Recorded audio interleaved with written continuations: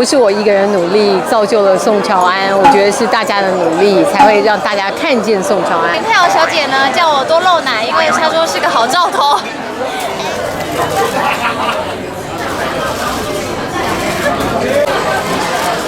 来这边。跟一群这么棒的团队主创人员合作，然后是因为他们造就了宋乔安，给了我这个机会，然后还是一样，谢谢公司，谢谢大家，没有大家一起的努力，不会有现在的成绩，谢谢。跟台上讲的一样啊，就是今年的感觉就是我们这些已经成功的大人，应该这么说吧。已经有知名度，甚至有能力可以照顾年轻人的大人，真的要接住他们。那因为他们的创意可能比我们来得更丰富，这必须承认。但是我们的经验比他们更丰富。如果我们可以互相帮忙，我相信明年、后年、大后年，我们台剧会非常精彩。是吧？非常开心啊！对，其实因为本来呼声就很高嘛，所以今天期待就蛮高的。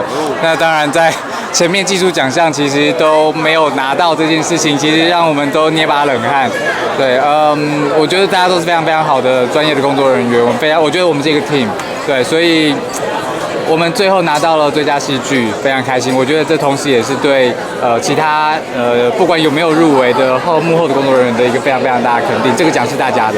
有一点点不真实又很真实，我也说不出来那个感觉。但是说真的，就像我在台上讲的，不是我一个人努力造就了宋乔安，我觉得是大家的努力才会让大家看见宋乔安。所以也很谢谢剧组，然后真的很谢谢观众，然后很谢谢大家对我的爱，谢谢。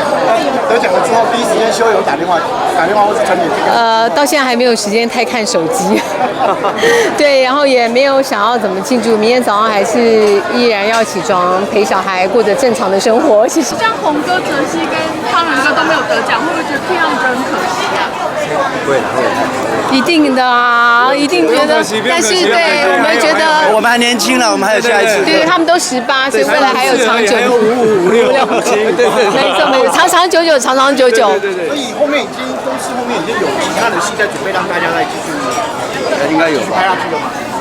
你看他造型，你看他的样子，看他的样子就知道公司的很厉害的戏。大家期待，我们继续加油。对。这个支持台剧，谢谢。星光2班的同学全体都说他们哭了，因为我有感谢超级星光大道嘛，让我入行。然后林佩瑶小姐呢叫我多露奶，因为她说是个好兆头。真的很歪，但是非常谢谢这些好战友们。那最令我惊讶的，你们知道是什么吗？我家隔壁的卤味阿姨就是因为我后来我这个人其实很懒，我连要买卤味我都会先 line 这个阿姨说我要什么，然后我再直接去拿，就不用等。连卤味阿姨都恭喜我，我觉得超妙的。那你刚刚说露奶的部分，真的会怎么？看场合，如果明年又入围，那就是没有什么好客气的，对不对？